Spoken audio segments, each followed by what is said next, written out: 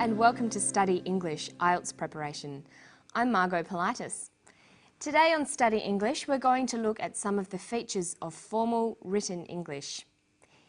In our clip, we'll hear from a man who believes that drinking water is the key to being healthy and living a long time. He's going to talk about how he came to his conclusion and how he tried to get some support for his project.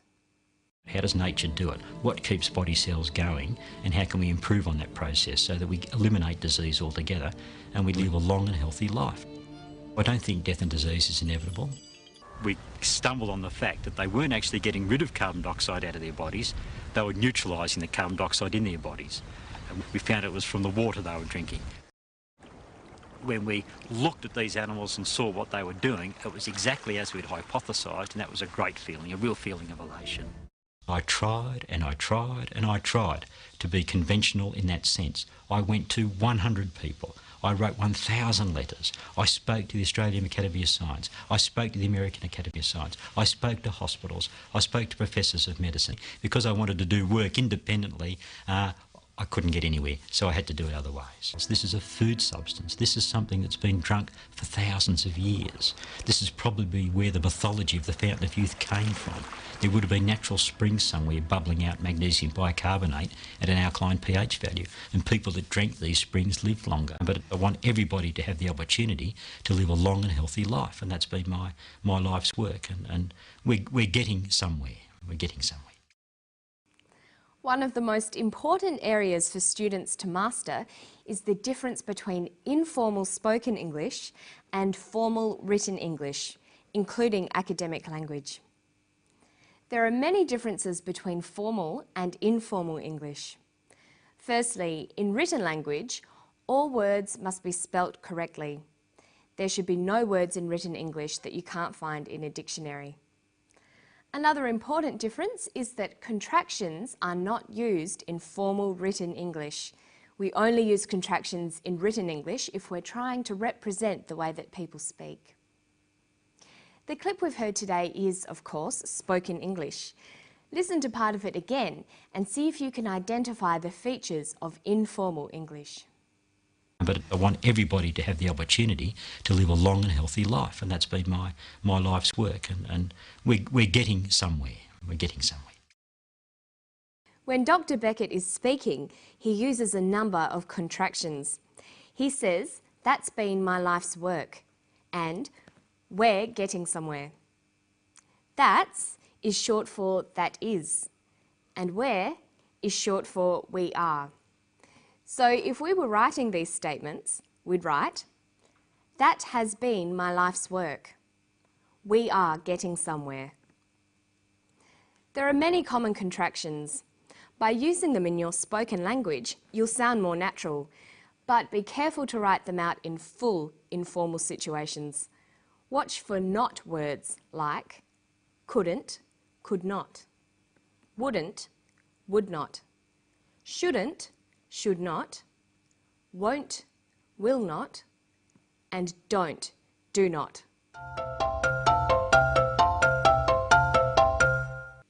Another common feature of informal English is the use of phrasal verbs, or two-word verbs.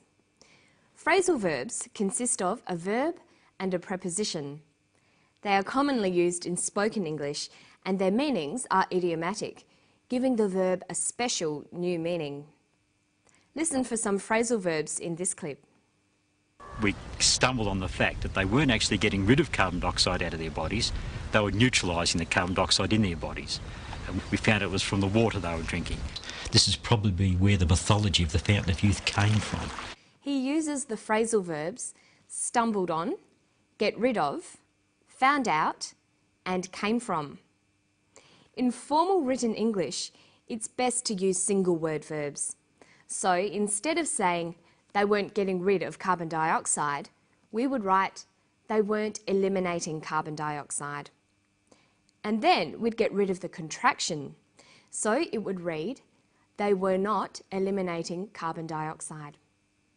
Instead of saying we found out it was from the water, we would write we discovered it was from the water. This is probably where the myth came from. This is probably where the myth originated. Let's look at some other examples of common phrasal verbs. Instead of look into, we would write investigate.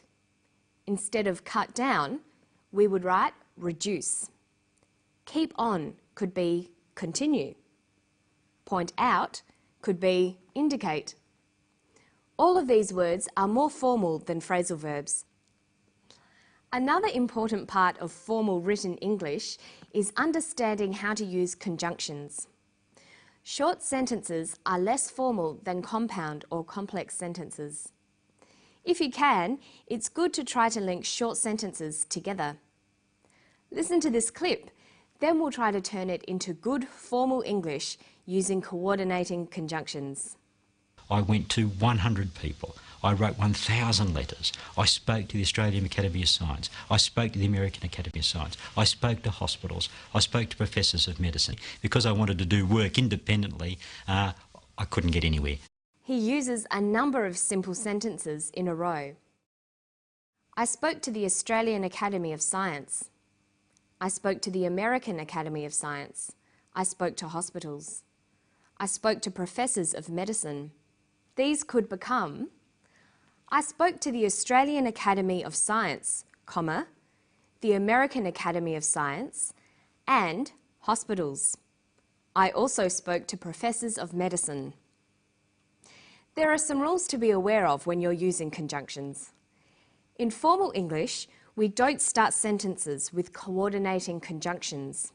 Words like and but are joining words. They are not used to begin sentences. Listen to Dr. Beckett again.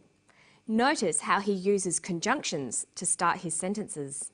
There would have been natural springs somewhere bubbling out magnesium bicarbonate at an alkaline pH value, and people that drank these springs lived longer. But I want everybody to have the opportunity to live a long and healthy life, and that's been my life's work. He uses the word and to begin a sentence. If we were writing a formal report or essay, we would have to find other words to replace and. We could begin the sentence with furthermore, in addition, or moreover. We could replace the word but with the word however. You should make lists of these alternative words so you use a variety of them in your written language. It's important to avoid repetition in your formal written English. Of course, repetition can be used to add emphasis in spoken English. You might hear people say things like, I really, really like that. But in formal academic writing, you should find other ways of adding emphasis. Listen to the way he uses repetition. I tried and I tried and I tried to be conventional in that sense. I went to 100 people. I wrote 1,000 letters. I spoke to the Australian Academy of Science. I spoke to the American Academy of Science. I spoke to hospitals. I spoke to professors of medicine. Because I wanted to do work independently, I couldn't get anywhere. I tried and I tried and I tried. To make this sentence more formal, you could either just drop the repeated verb or use an adverb like repeatedly. We could just write, I tried, or I tried repeatedly. Another way you can make your language more formal is to use the prefix re to indicate a repeated action. This doesn't apply to all verbs. Look at this sentence. He played and played the song again and again. We could write formally, he replayed the song repeatedly. And why don't you try practicing ways of making spoken language more formal? Or looking at ways that you can take formal written language and turn it into conversational English. That's all for today. I hope I'll see you next time on Study English. Bye-bye.